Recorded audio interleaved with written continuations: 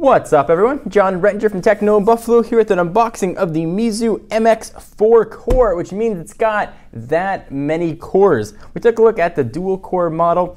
This time it's back, it's revamped, comes in new colors. Let's go ahead and take a look at this guy and see if it's worth your hard-earned phone buying dollars.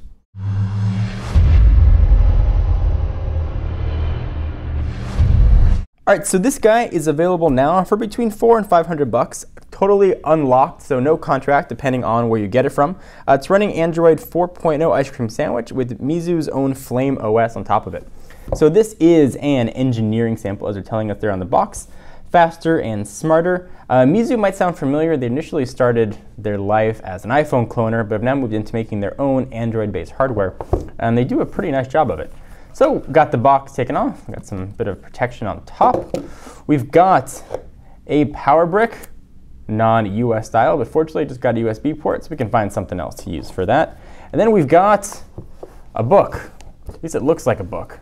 You can put it on a bookshelf like a book. But inside, it tells a different story. It's got the phone itself. So here is the MX. Go ahead and pull that tab, pop it out. Push it off the side for just a minute.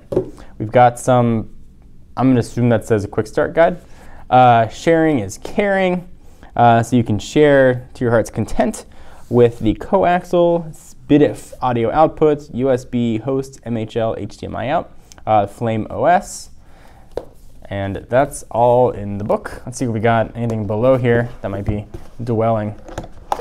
Maybe some sync cables. Nothing.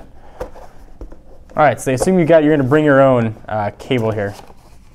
Yep, nothing else there lives in the box. So you probably have a micro USB cable anyway. So this looks very similar to the dual core model that we previously reviewed. So let's go ahead and peel off all the plastics. I know that's just going to annoy everybody. And we'll take a look at the phone itself. This guy actually has a pretty decent spec count. Let's go ahead and turn it on, see if it's got enough juice to power on. All right, so let's go ahead and run through it. So it is available now. From dimension standpoint, it's 4.78 inches by 2.5 inches by 0.41 inches, weighs 4.9 ounces. So the screen that's booting up right now is 4 inches, and it's got a resolution of 960 by 640, and for you math whizzes, that's a 288 ppi. Its internal non-removable battery is 1700 milliamp hours, being powered by a 1.4 gigahertz quad-core A9 processor. So pretty beefy. I'm gonna have to go ahead and figure out what this means to try and get to a startup screen here. It's got a gig of RAM. It's gonna come either 32 gig or 64 gig configurations. This guy here is the 32. On the back, it's got an 8 megapixel camera with LED flash. It can shoot video at 1080p at 30 frames per second. Pretty decent. VGA camera living up front, so that's 0.3 megapixels. It's GSM only, HSPA plus, but it is pentaband unlocked, meaning you can use this on AT&T or T-Mobile and get access to their HSPA plus networks. And it maxes out at 21 megabits per second, so it should be a pretty fast phone.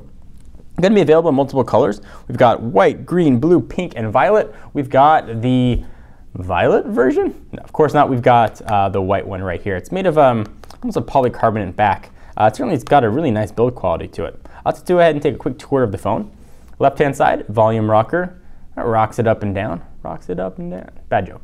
On the right-hand side, we've got nothing. On the top of the phone, power and lock button. We've got, looks like an LED indicator, 3.5 millimeter headset jack, noise canceling microphone. On the bottom, we've got, there's your charging and syncing port. And I believe you can also use that for HDMI out as well. We've got a physical home button here. We've got two capacitive buttons. Different lights will light up depending on what configuration you're using in the operating system. It's kind of neat. I'm gonna go ahead and see if I can figure out these characters and try and get into the operating system itself. We'll be back in just a minute.